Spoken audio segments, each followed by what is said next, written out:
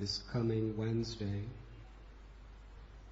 we are celebrating the appearance of Lord Sri Krishna into this world.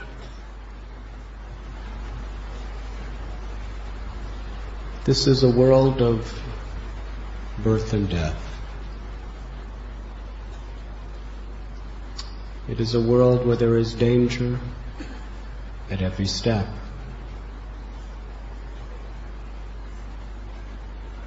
It is a world of continuous, terrible news. And even if there is some good news, we know for certain it will not last very long. So people who are unfortunate, they spend their entire lives trying to make an arrangement to be happy in a place that was specifically designed for suffering. The pleasures of this world create within our heart a strong knot of attachment, only to create terrible pain when it is stripped away from us. We come to this world due to misusing our minute independence, and we remain in this world as long as we continue to misuse our minute independence. Jivara Swarupai Krishnara Nityadas. We are all eternal servants of Krishna. The soul is beyond birth and death. The soul is by its own constitutional nature full of bliss, because it's part and parcel of the source of all bliss, Krishna. So Krishna descends into this world especially for the purpose of attracting our hearts back to His loving service.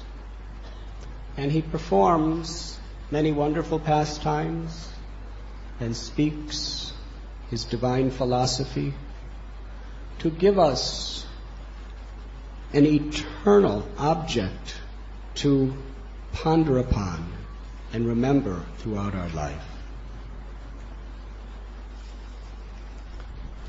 By remembering Krishna, we become purified. Therefore, the ultimate instruction of the Vedas that encompasses and also includes all other rules and regulations is to always remember Krishna and never forget Krishna.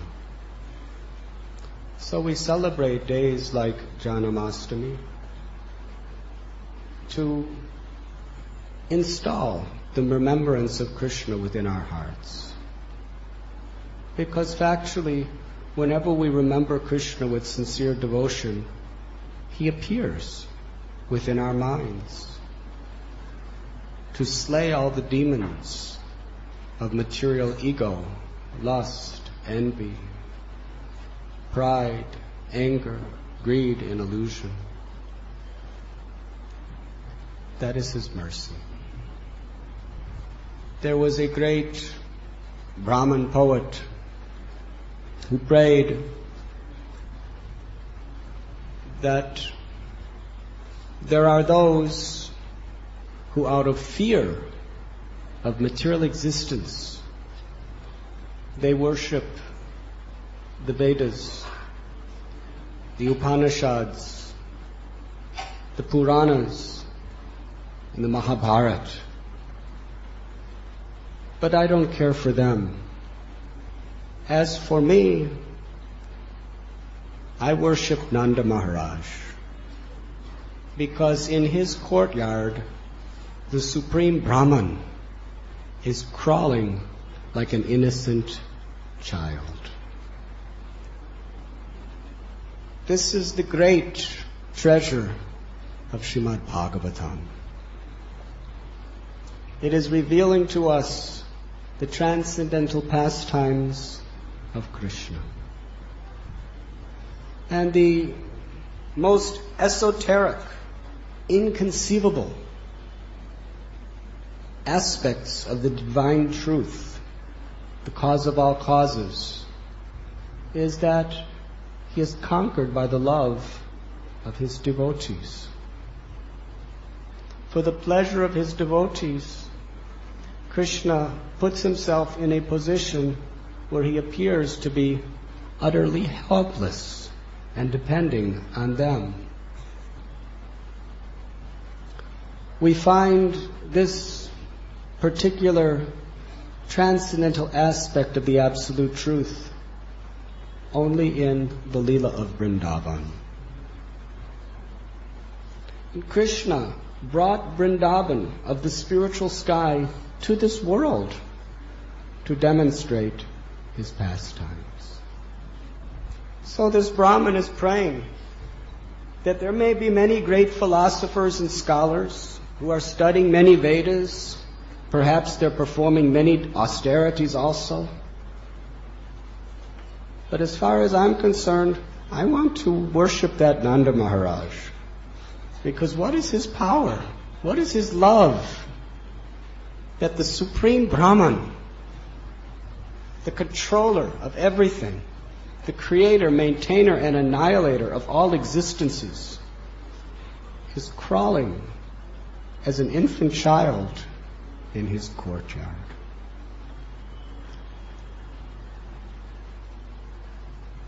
When Krishna would crawl in the courtyard of Nanda Maharaj, he was pretending to be exploring the material world, just like an ordinary child. Many of you do not remember when you were little babies. It's very hard to imagine what this world is when it's brand new to you. You can't really recollect anything of your previous lives. Everything is new. Just like some of our devotees, they're always looking for something new. If that's what you're into, looking for something new, then take birth again. And everything you see will be new.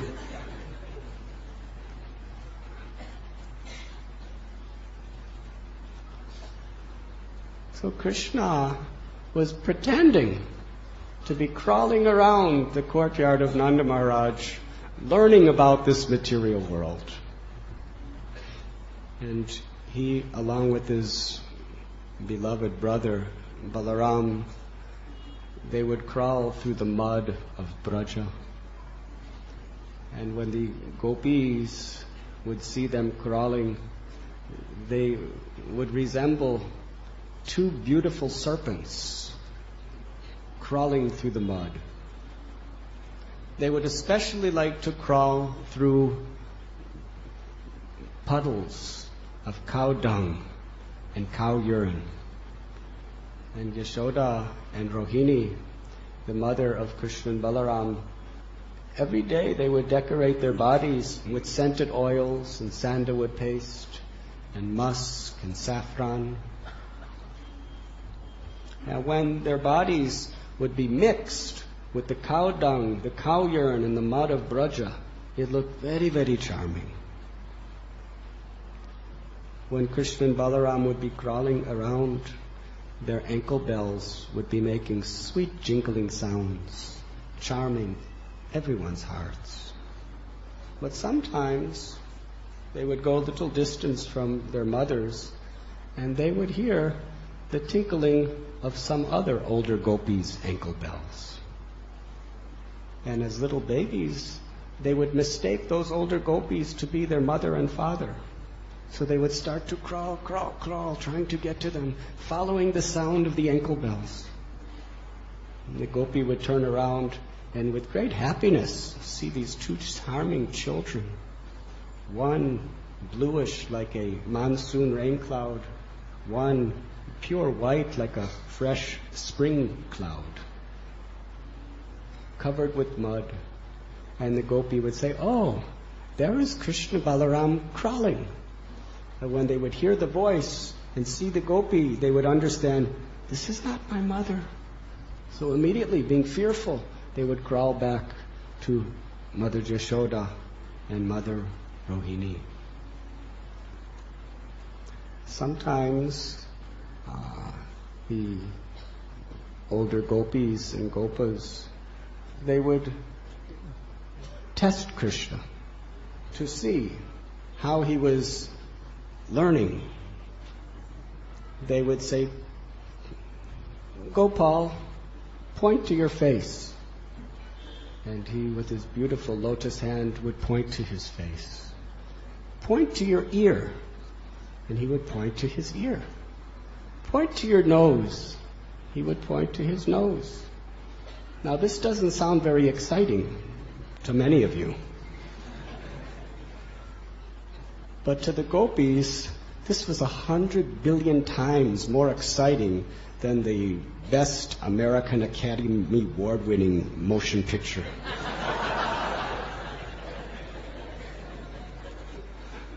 It was charming their hearts. Little Krishna saying, "This is my ear, this is my nose. Point to your arm.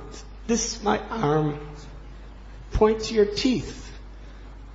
Krishna would say, "But my teeth haven't grown yet."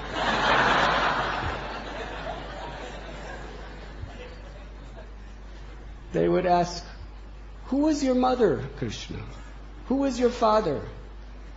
And with his very delicate baby-like hands, he would point to Yashoda and say, "Mata," and point to father, "This is my father." And all the gopis would be thrilled in ecstatic bliss. The ultimate joys in life are so simple. We have our whole computer technologies and all of our very, very technologically advanced devices that we're trying to use to find happiness. But in Vrindavan, this is where the ultimate ecstasy comes, by Krishna pointing to his mother, saying, "This is mother, this is father." One time, Krishna was crawling, and he came into a room full of jewels, and he saw a reflection on the jewel, and he was thinking that someone's watching me. So he became very fearful, and with his hand he started trying to erase that image on the jewel, but the image just kept getting brighter and brighter. So being afraid, he crawled to his mother for protection. And when Mother Jashoda saw this, she was filled with happiness. When Krishna was trying to learn to walk, he would try very hard, and somehow he would get up a little, then he would fall down, and he would start to cry. Then he'd try again, and fall down, and start to cry. Here is the Supreme Lord, who is the ability in man. He's the power that is the source of everything. And just to please his mother, he's actually playing the role of such a child that he's struggling to get up, but he cannot walk. Think about it. What an inconceivable pastime. We are all infinitesimal, insignificant little jivatmas, and we're just walking around. How many of you even take note of the fact that you're walking when you're walking? We're so familiar with this walking, we don't even think. When was the last time you walked and you thought, "Oh, I know how to walk"?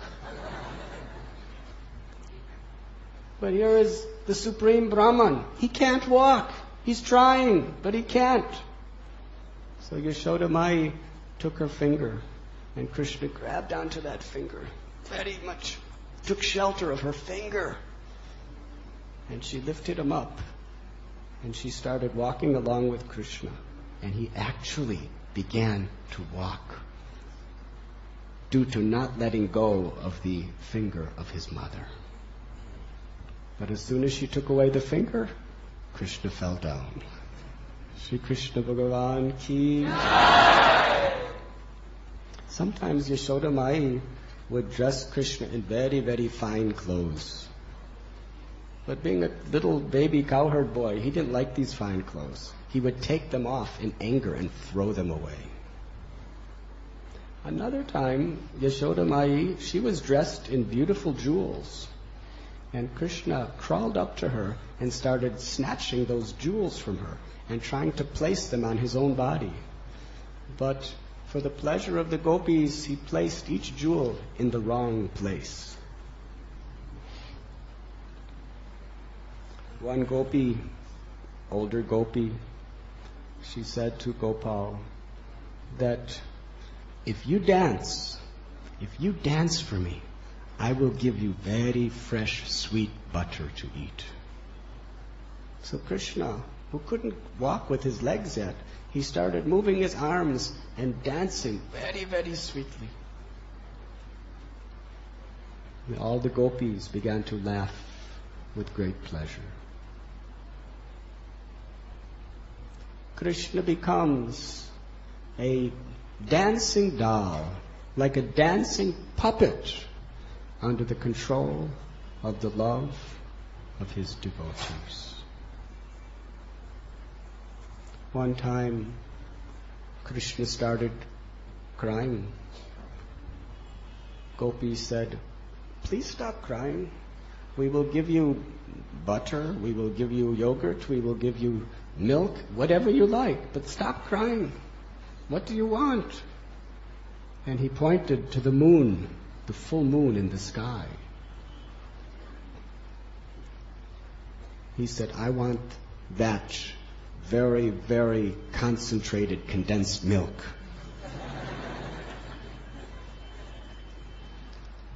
Yashoda Mai said, "That is not condensed milk.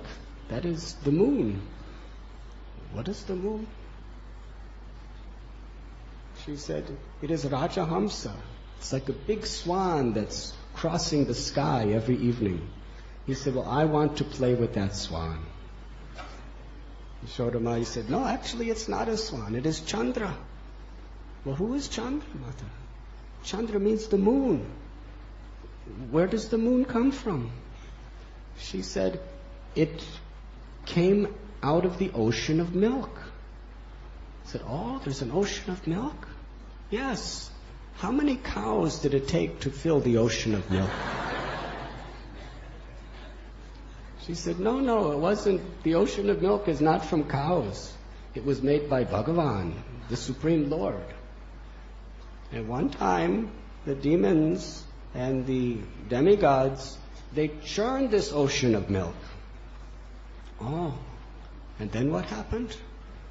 And what happened is, from the churning of the ocean of milk with the Mandara mountain and Vashuki the serpent being used as the churning rod, poison came out.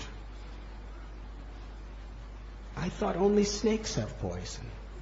She said, No, this is actually this poison came out and it was about to destroy all of creation when Lord Shiva, out of his compassion, he drank the poison. But a few drops spilled out and the serpents, they drank that, and that's where they got their poison. But something else happened. That moon, that big piece of condensed milk that you like, some of the poison speckled on the milk. You see those spot marks? Those are poison. So if you take it, you will not be in good health. So I will not give you the moon. "Oh, thank you, Mother, for protecting me in this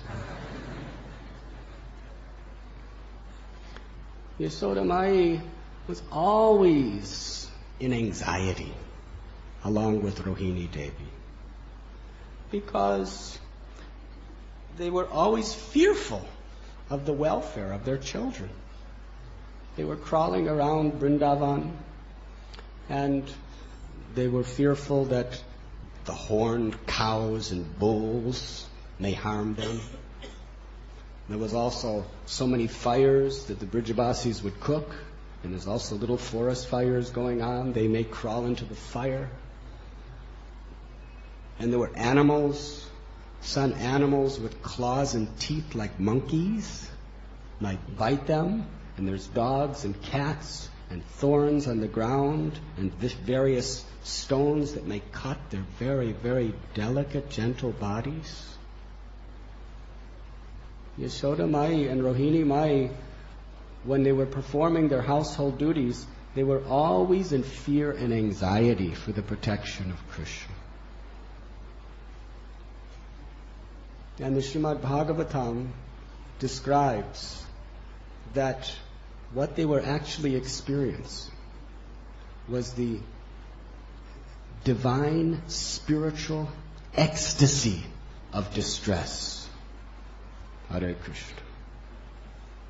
Srila Prabhupada explains, in the spiritual world, which is called Vaikuntha, Vaikuntha means where everything is eternal.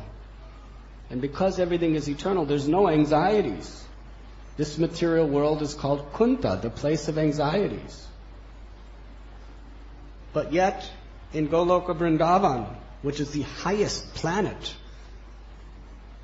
of all the Vaikunthas, there's crying and there's anxiety. But that anxiety is for Krishna.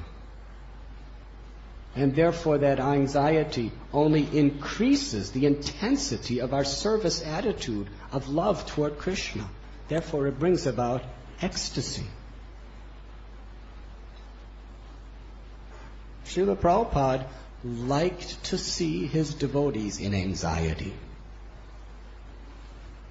Not material anxiety, but spiritual anxiety.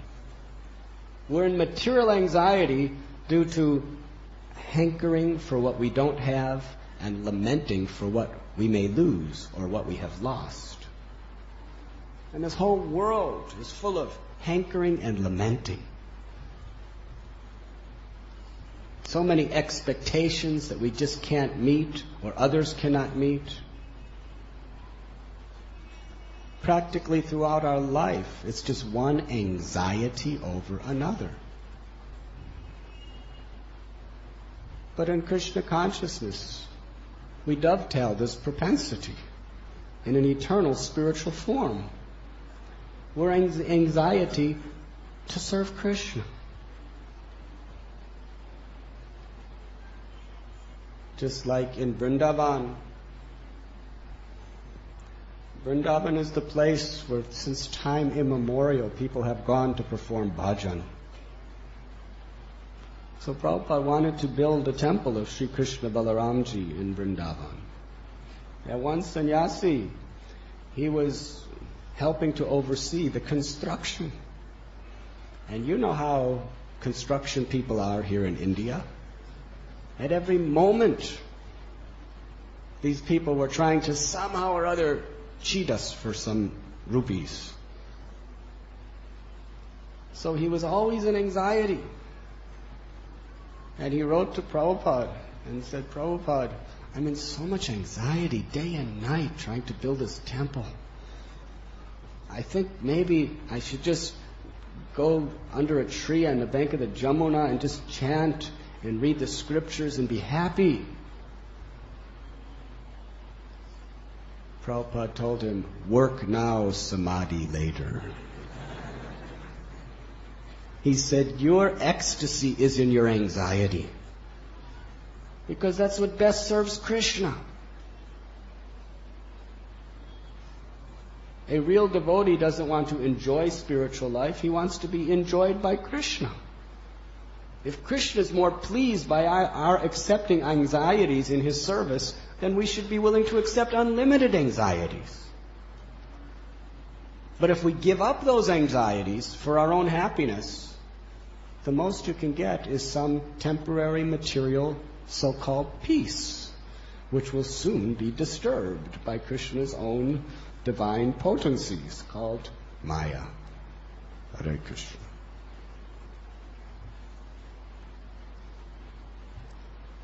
So to be in anxiety over the condition of the conditioned souls who are forgetful of Krishna, that anxiety is based on love. And even in the spiritual world, when the gopis are feeling separation from Krishna, they are weeping and crying. Actually, when Uddhava was sent from Mathura to Vrindavan to send message to gopis, he saw the condition of the Braja gopis. And he was thinking that I am considered to be the best friend of Krishna. In Mathura, I'm with him all day, every day. He confides in me. We eat together. We sleep together sometimes. We joke together. We bathe together. We walk together. And gopis, they're weeping and crying in separation from Krishna. But what is their love? In their anxiety, they have such intense absorption in Krishna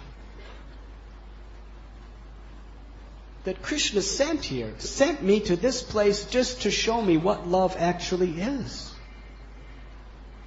He was so humbled by that experience that he actually prayed that he could take his birth as a piece of grass on the ground of Brajbhumi, so that the gopis would place their lotus feet on the top of his head.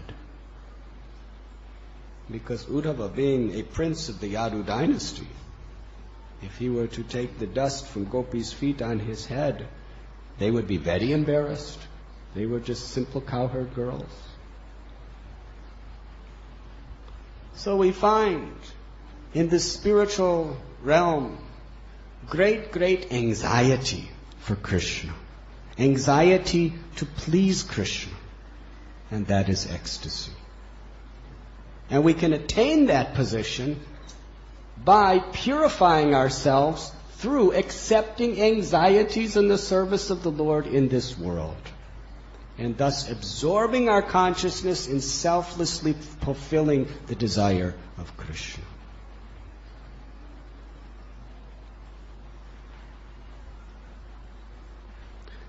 Little by little, Krishna began to walk on his legs. Then Krishna and Balaram, they became, actually even before that, Srimad Bhagavatam explains that once when Krishna and Balaram were crawling through the mud of Braja, their mothers picked them up, and their affection was so great that milk started flowing from their breasts, and they would feed the milk of their breast to Krishna and Balaram. As Rohini Devi would be feeding Balaram, and Yashoda Mai would be feeding Krishna, they were thinking, this is my son. And Krishna and Balaram were thinking, this is my mother. And sometimes Krishna would smile. And when he would smile, Mother Yashoda would see little beautiful pearl-like teeth just coming out of his mouth. And with great motherly happiness, with her fingers, she would count how many teeth were coming out in Krishna's mouth. So little by little, he began to walk on his legs. Then they began their pastimes of stealing butter.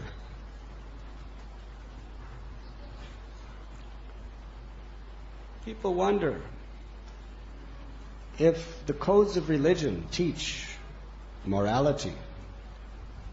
In the West, the Almighty God made his 10 commandments. And one of the commandments is, thou shalt not steal. Hare Krishna. So why is the supreme source of all almighty gods stealing butter? Not only sometimes, but all the time. Actually, Krishna is explained in the Bhagavad Gita, Bhoktaram Yagyatapasam Sarvalokamaheeshwaram, that he is the proprietor of all the planets, all the demigods, everything that exists. And everything is meant for his enjoyment. So Krishna is not stealing. Everything belongs to him. He's simply reclaiming what is his. But by performing this lila as an ordinary child, he's giving the ultimate happiness to those who he steals from. That's the difference between Krishna and us. If you steal from someone, do you put them in ecstasy? Do they increase their love for you by thousands of fold every time you steal from them? If you steal from someone in this world, they'll be very angry on you. They'll call the police, perhaps. They'll press charges and take you to court. Hare Krishna. That's the stealing of you and me. But when Krishna steals from butter, yogurt, milk from gopis, they are most happy. In fact, our acharyas tell us the only reason why they churn their milk and cream into butter is simply with the hope that Krishna will come to steal it. One time, Krishna was stealing some butter in the house of his mother Yashoda. And she happened to be watching, but he didn't know that she was watching. At least, he appeared to not know that she was watching.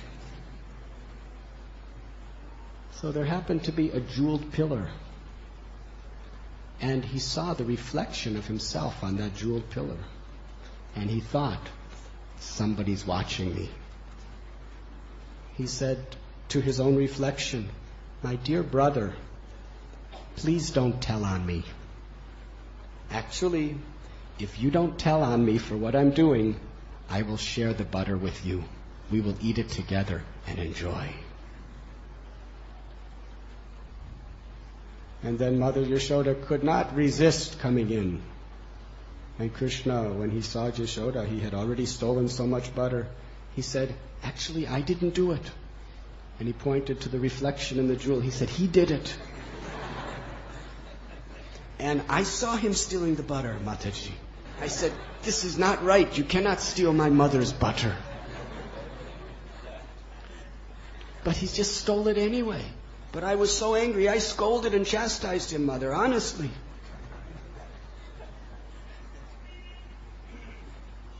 Another time, Mother Yashoda came into the room, and she saw Krishna's hand in a pot of butter.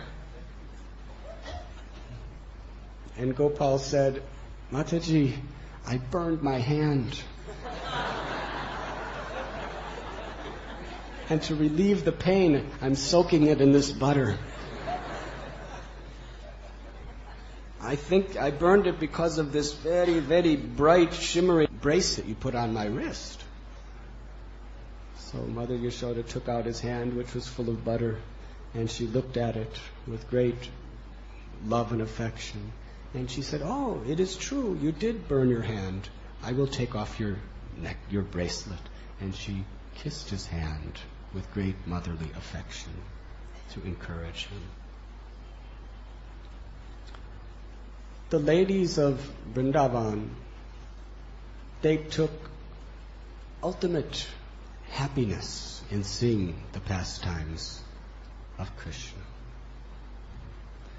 And just to further increase their pleasure, they would sometimes come to Yashoda Maya to report to her what Krishna was doing every day.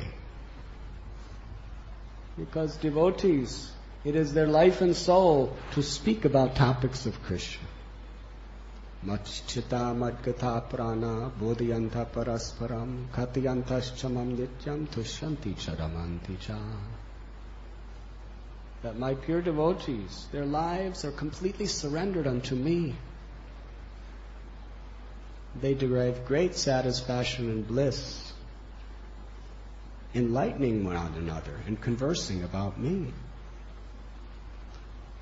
So the gopis, just to further taste the nectar of Harikatha, they would say to Yashoda Mai that, do you know what your son does every single day?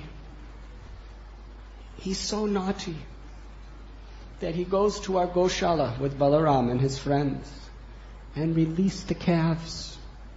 Then the calves go and drink all the milk from the cows. And when our husbands, the gopas, go to milk the cows, there's not a drop of milk left in any of the cows. And when we see Krishna, who has done it, we catch him. And what does he do? He smiles. And when he smiles, he brings us so much bliss that all we could do is smile and embrace him. Other times, he comes in our house and he steals our butter, yogurt, and milk. And he and Balaram and Gopas, they eat it. They eat and eat and eat as much as they can. Then they call the monkeys. And they feed the monkeys. So much until the bellies of the monkeys are so full they cannot eat another drop of butter. Then Krishna breaks the pots and throws it on the floor and says, your butter is so useless, even the monkeys will not eat it.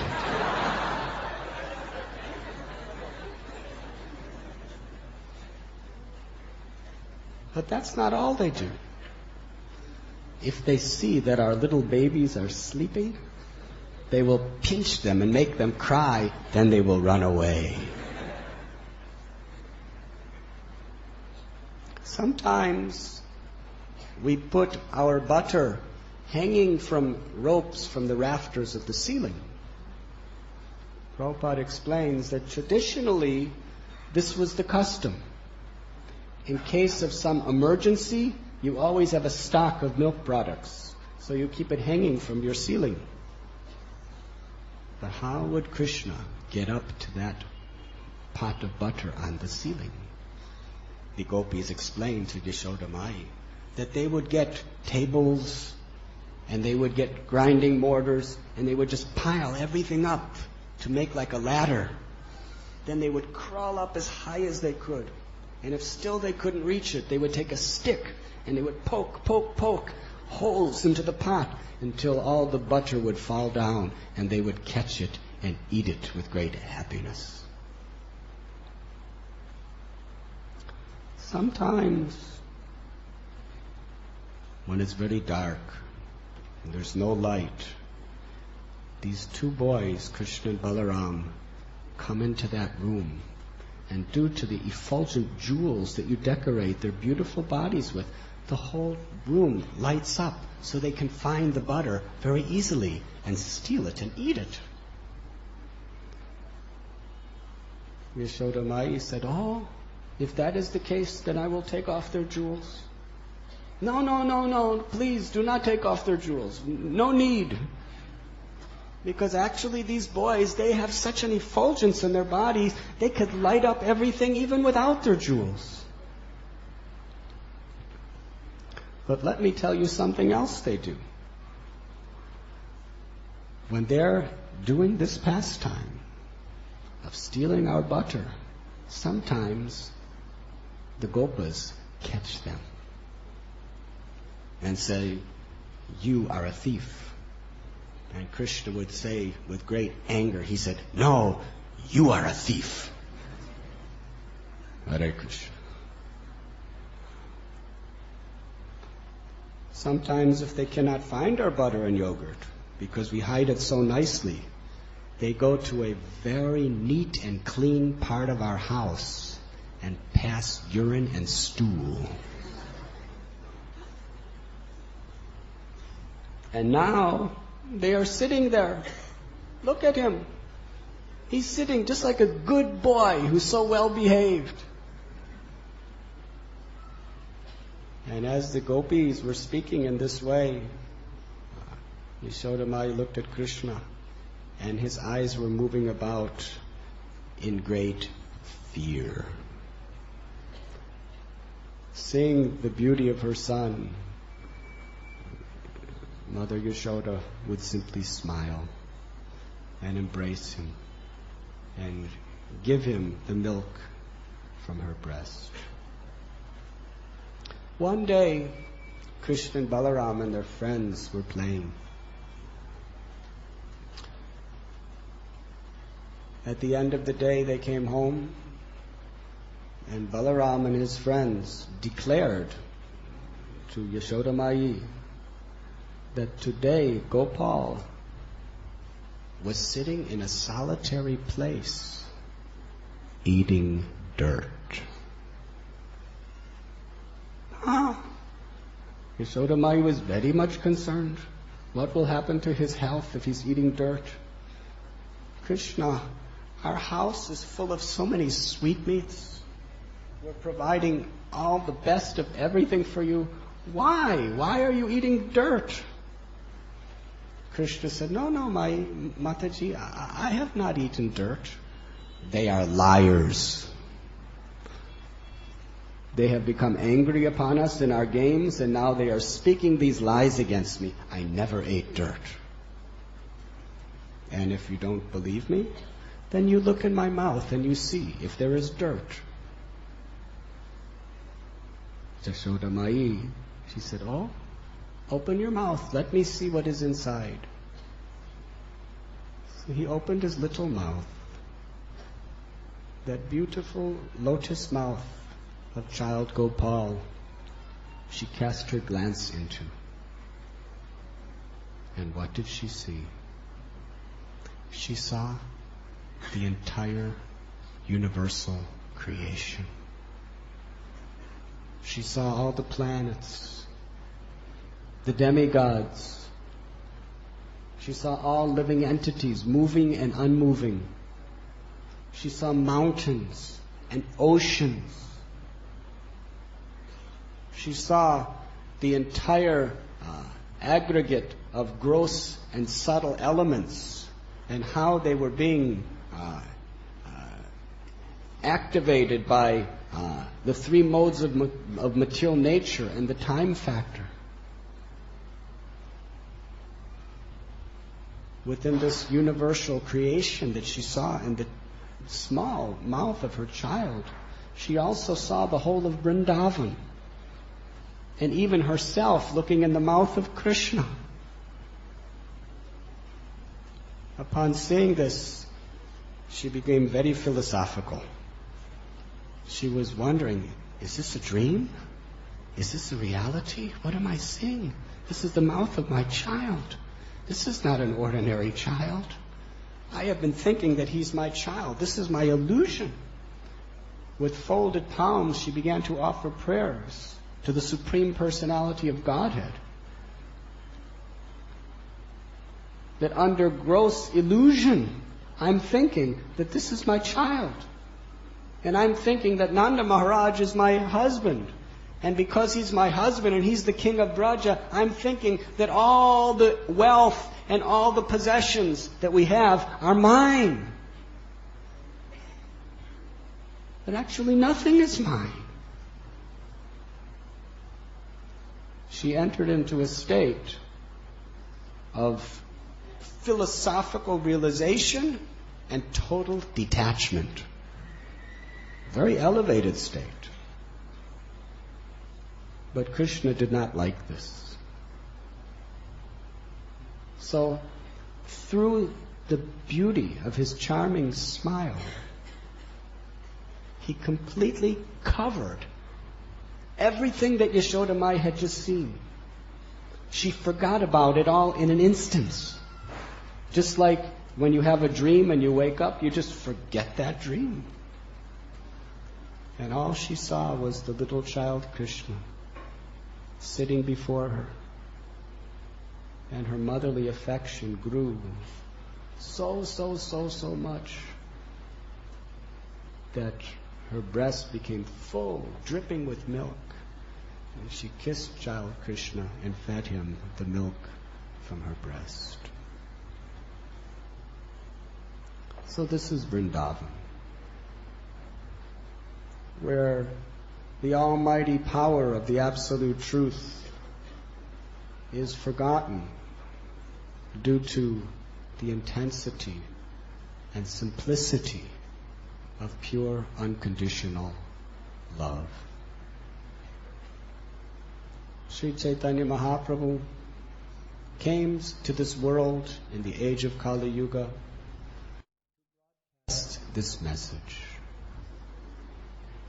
that the highest abode is Vrindavan, the highest form of the absolute truth is Brajenja Nandana Krishna, and the most sublime method of achieving that truth is through the process of bhakti, or devotional service. And of the 9 processes of devotional service, one stands as most resplendent in this age of Kali, and that is the chanting of the holy names. Hare Krishna, Hare Krishna, Krishna Krishna, Hare Hare, Hare Ram, Ram Ram, Hare Hare.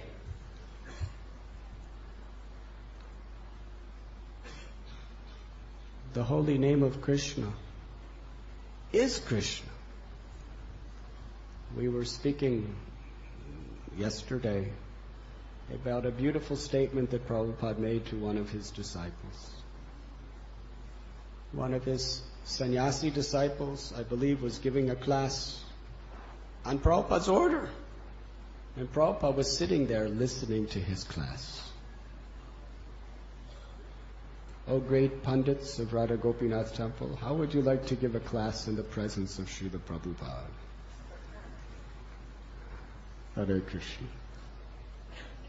You would probably be in great anxiety.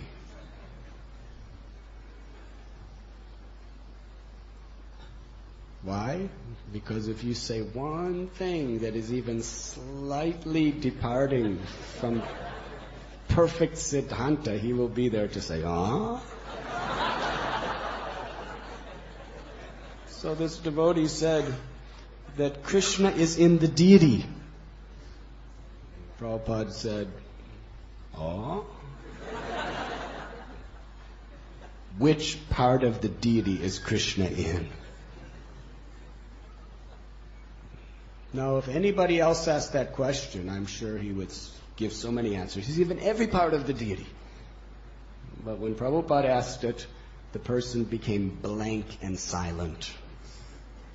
Then Prabhupada said, no, Krishna is not in the deity. Krishna is the deity. Hare Krishna. So similarly, it is not that Krishna is in his name. Krishna is his name. Nama Chintamani Krishnas Chaitanya Ras Vigraha. All the potencies and powers of Krishna are contained within his name. Therefore, the ultimate benediction in all creation is the name of Krishna. Param Vijayate Sri Krishna Sankirtanam. All victory to the crest jewel of all benedictions upon all humanity, which is the congregational chanting of Lord Krishna's holy name.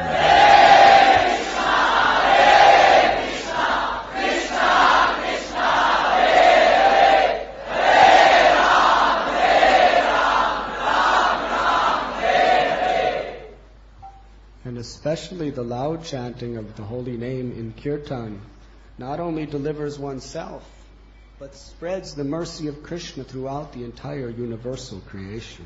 Hare Krishna, Hare Krishna, Krishna Krishna, Hare Hare, Hare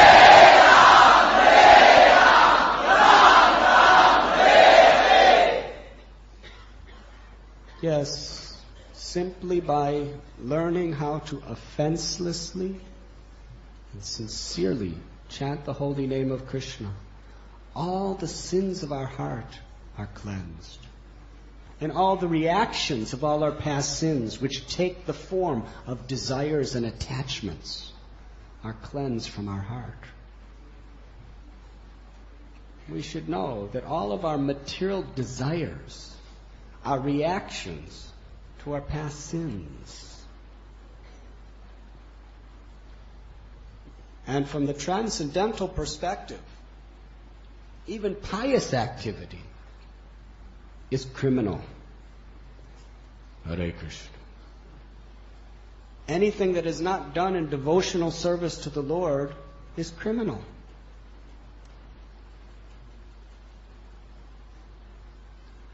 Yagyartat kamananyatra lokomam karma bandhana. Krishna says in Gita that any work you perform that is not done as sacrifice for Vishnu will simply be the cause of your bondage.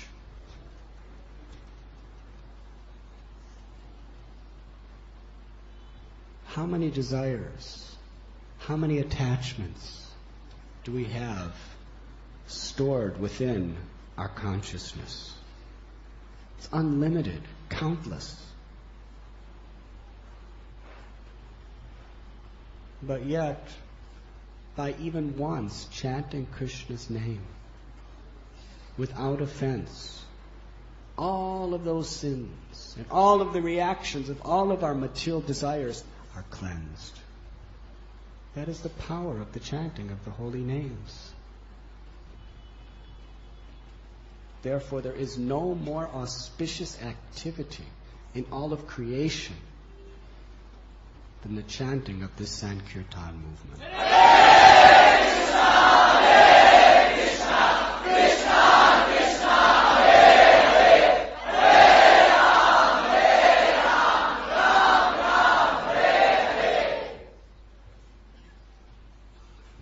And through offenseless chanting, we gradually come to the stage of chanting with pure devotion. And when we chant purely, entering through the stages of Ashakti, Bhava, gradually Krishna reveals his form, his abode, and his pastimes, the eternal pastimes of the spiritual world, will be enacted within our hearts when we purely chant the holy names of Krishna. This is the great, great gift of Sri Chaitanya Mahaprabhu and those faithful servants who have given their lives to propagating his mercy throughout the world. So on Wednesday we will be celebrating Janmashtami. It will begin with Mangal Arati, and then there will be Srimad Bhagavatam class at around 8 o'clock, and there will be Hari Katha and Hari Kirtan throughout the day, and about 10 o'clock at night or something there will be Abhishekam, and at midnight there will be the Janmashtami Arati of Sri Sri Radha Gopinath. We should not come just for some ritualistic religious piety. We should be coming, offering our hearts, our love, and our lives to Sri Radha and Gopinath. There's a custom throughout the world where you give someone a gift on their birthday. Yes? You do that in India also?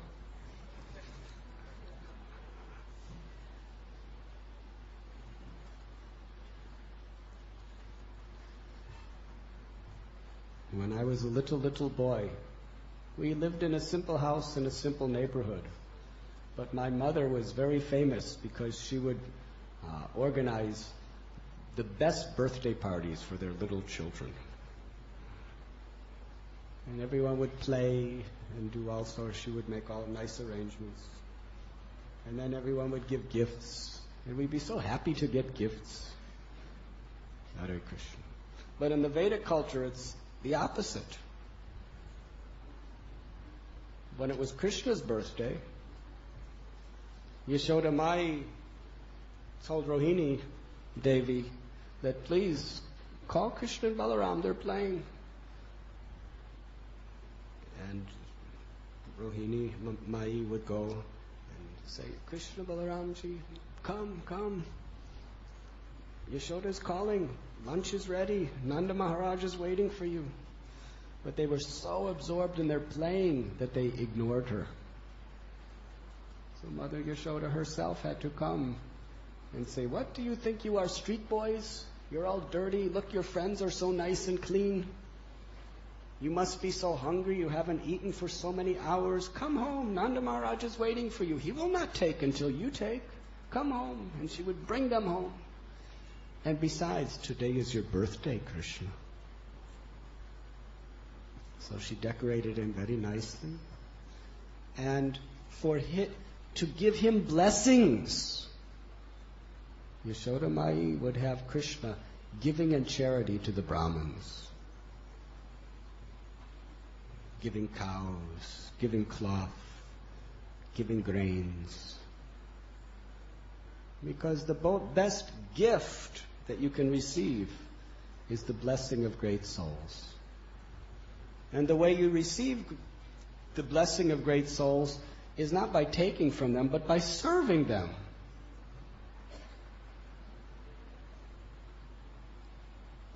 Krishna is Jagat Guru. He is the ultimate Guru. He is the Supreme Personality of Godhead. Ishvara Parama Krishna Satchidananda Vigraha Anadiradir Govinda Sarvakarana Karanam. So the origin of all birthdays is Krishna's appearance in this world. And we should come to give him gift. And what gift does he want from us? He wants the gift of our surrender, the gift of our hearts, the gift of our love. He does not need any material objects from you. But he wants our devotion. So the actual, traditional method of celebrating Janmashtami is to come before Sri Radha Gopinath and surrender our hearts to them. Our Guru Maharaj used to say, if one time you can sincerely say to Krishna, from this day on I am yours, you will be liberated from all suffering forever.